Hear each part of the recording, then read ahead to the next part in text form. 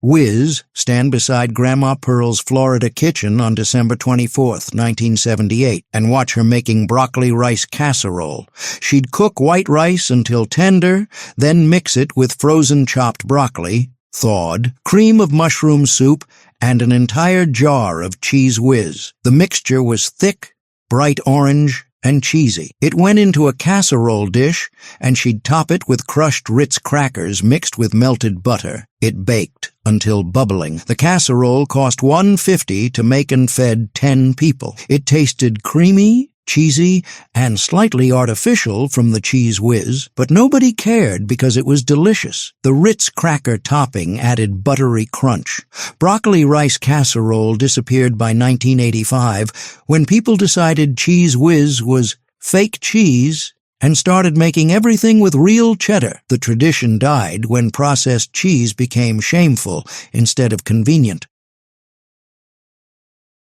Walk into Grandma Hazel's Minnesota kitchen in December 1975 and watch her making tater tot casserole. She'd brown a pound of ground beef with diced onions, drain the grease, then spread the beef in the bottom of a casserole dish. She'd mix a can of cream of mushroom soup with milk and pour it over the beef. A bag of frozen mixed vegetables went on top of the soup. Then she'd cover everything with a single layer of frozen tater tots. It baked until the tater tots were golden and crispy. The casserole cost $2 to make and fed 8 people. It tasted savory and comforting, with the tater tots providing crispy contrast to the creamy soup. Tater tot casserole didn't disappear entirely. Minnesotans still call it hot dish and make it constantly, but most of America stopped making it by 1985 when casseroles became unfashionable. Walk into Grandma Pearl's Florida kitchen in December 1977 and watch her making pineapple casserole. She'd drain 2 cans of pineapple chunks, mix the pineapple with sugar, flour, and shredded cheddar cheese, yes, cheese with pineapple. Then pour the mixture into a buttered casserole dish. She'd crush Ritz crackers, mix them with melted butter, and spread them over the top. The casserole baked at 350 degrees for 25 minutes until the cracker topping turned golden and the pineapple mixture bubbled. The cheese melted into the pineapple and created a sweet, savory sauce. The casserole cost $1 to make and fed 10 people.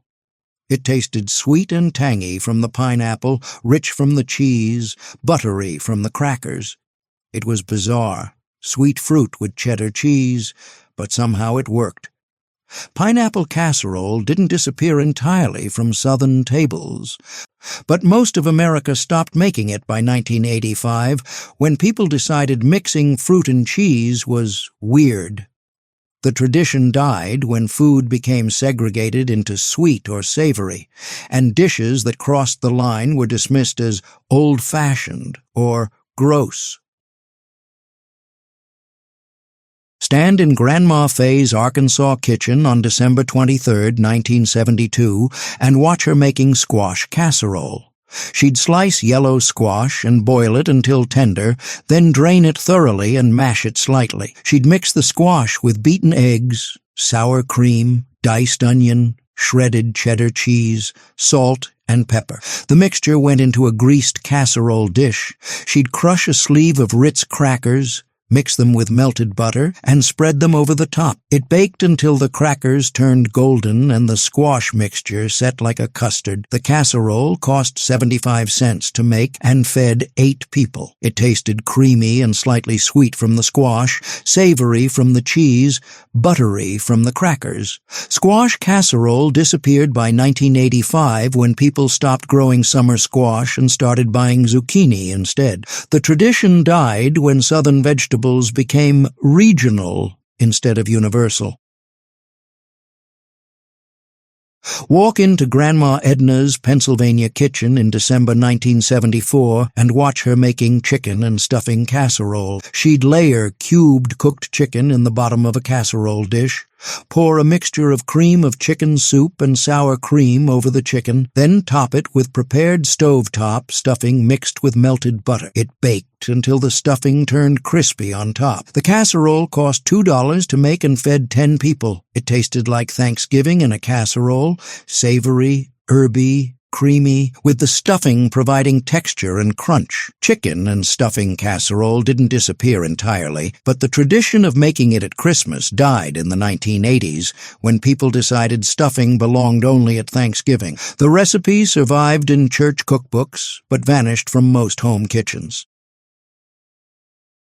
Walk into Grandma Betty's Michigan kitchen in December 1974 and watch her making 7-layer salad in a clear glass casserole dish so you could see the layers. She'd layer shredded iceberg lettuce, frozen peas, thawed but not cooked, diced celery, diced red onion, hard-boiled eggs, chopped, crumbled bacon, and shredded cheddar cheese. Then she'd spread mayonnaise over the entire top, sealing it like frosting. It chilled overnight, and the mayonnaise soaked down into the layers. The salad cost $2 to make and fed 12 people. It tasted cold, creamy, crunchy, and bacony. 7-layer salad didn't disappear entirely, but it stopped being served at Christmas by 1985, when people decided mayonnaise-based salads were gross and outdated. The tradition died when lighter, fresher salads replaced mayonnaise-heavy versions.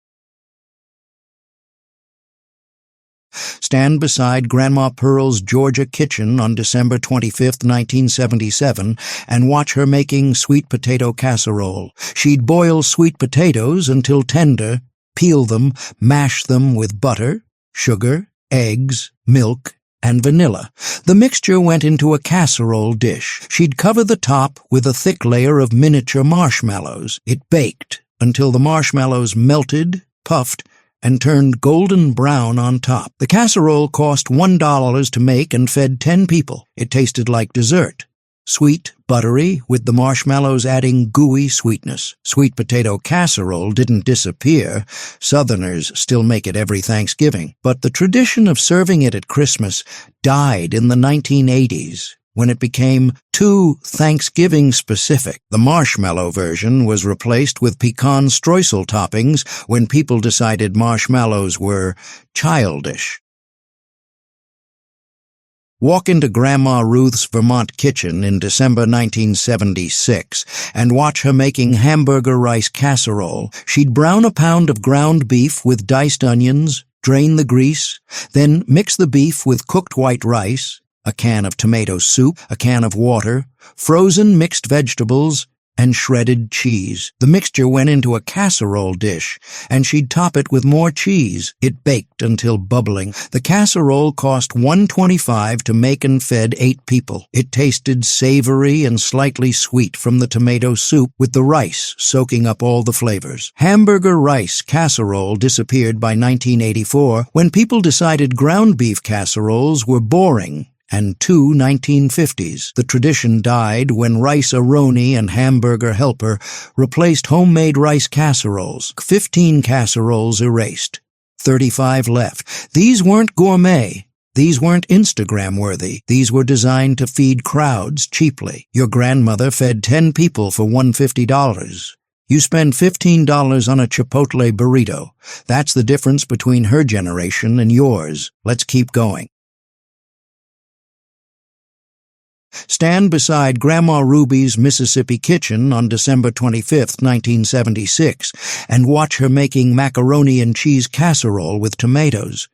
She'd boil elbow macaroni, drain it, then mix it with a can of stewed tomatoes, juice and all, shredded cheddar cheese, butter, salt, and pepper. The mixture went into a casserole dish, and she'd top it with more cheese and buttered breadcrumbs. It baked until bubbling. The casserole cost 75 cents to make and fed 8 people. It tasted creamy and tangy, with the tomatoes adding acidity that cut through the richness of the cheese. Macaroni and cheese with tomatoes disappeared by 1983, when people decided tomatoes didn't belong in mac and cheese. The tradition died when Kraft Dinner became the only acceptable version of macaroni and cheese, and homemade versions with tomatoes potatoes were forgotten entirely. 10 casseroles gone, 40 left. Every single one used a can of cream soup, a bag of frozen something, or a box of stovetop. Your grandmother wasn't cooking fancy.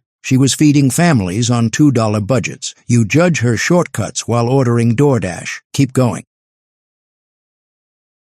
Walk into Grandma Dorothy's kitchen in Ohio on December 24th, 1973, and watch her making green bean casserole, the classic version that started it all. She'd mix 2 cans of green beans, drained, with 1 can of cream of mushroom soup, half a cup of milk, soy sauce, and black pepper. The mixture went into a casserole dish. She'd top it with French's French fried onions, the canned kind that came in a tin. It baked until bubbling, then she'd add more fried onions on top and bake for 5 more minutes until they were golden. The casserole cost $1 to make and fed 8 people. It tasted creamy, savory, and slightly salty, with the fried onions adding crunch. Green bean casserole didn't disappear. It still made every Thanksgiving, but the tradition of serving it at Christmas died in the 1980s when it became too common. Stand in Grandma May's Kentucky kitchen on December 23, 1975, and watch her making spaghetti casserole. She'd boil spaghetti, drain it, then mix it with jarred spaghetti sauce, browned ground beef, and cottage cheese. The mixture went into a casserole dish, and she'd top it with shredded mozzarella cheese. It baked until the cheese melted and bubbled. The casserole cost $1.50 to make and fed 10 people. It tasted like lasagna without the layering, cheesy, tomatoey, meaty, with the cottage cheese adding creaminess. Spaghetti casserole disappeared by 1984 when people decided cottage cheese didn't belong in Italian food and started making authentic lasagna instead. The tradition died when shortcuts became embarrassing and everyone pretended they'd always made lasagna the hard way. Stand beside Grandma Edna's Pennsylvania kitchen on December 27, 1978, and watch her making leftover everything casserole. This wasn't a specific recipe, it was whatever was left after Christmas dinner. She'd cube leftover turkey or ham, mix it with leftover mashed potatoes, leftover stuffing, leftover green beans, leftover corn, and any other vegetables that were still good. She'd add a can of cream of mushroom or cream of chicken soup to hold everything together, mix it all up, and pour it into a casserole dish. The top got covered with crushed crackers or leftover dinner rolls torn into pieces and dotted with butter. The casserole baked at 350 degrees until everything was heated through, and the top turned golden. It was different every year depending on what was left. The casserole cost nothing because it used leftovers, and it fed however many people needed feeding. It tasted like Christmas dinner remixed, all the same flavors but combined in new ways. 50 Christmas casseroles, 50 one-dish meals, 50 ways your grandmother fed crowds on Depression-era budgets. These grandmother wasn't ashamed of shortcuts. She was smart. She knew that a can of cream of mushroom soup cost 25 cents and could turn anything into a casserole. She knew that crushed Ritz crackers made everything better. She knew that a 9x13 casserole dish could feed 12 people for under $2. You don't know any of this because you've never had to feed 12 people on a $2 budget. You order takeout for 2 people and spend $30. Your grandmother would be horrified. What really happened was this. Casseroles became unfashionable. Cream soups became processed. Frozen vegetables became low quality. Ritz cracker toppings became trashy, with a butt of jokes about Midwestern church potlucks and 1970s dinner parties. Nobody admits they grew up eating tuna noodle casserole with potato chip topping. Nobody admits their grandmother's green bean casserole was the best thing on the Christmas table. Call your grandmother if she's still alive. Ask her about the casseroles she made. Write down the recipes. Make them once, just once. Don't let the art of feeding a crowd on a budget die completely. Because once your grandmother's generation is gone, these casseroles are gone forever. And all you'll have left is a $30 DoorDash order and an empty 9E13 dish you've never used. Your grandmother's casserole dish is gone, but her recipes don't have to be.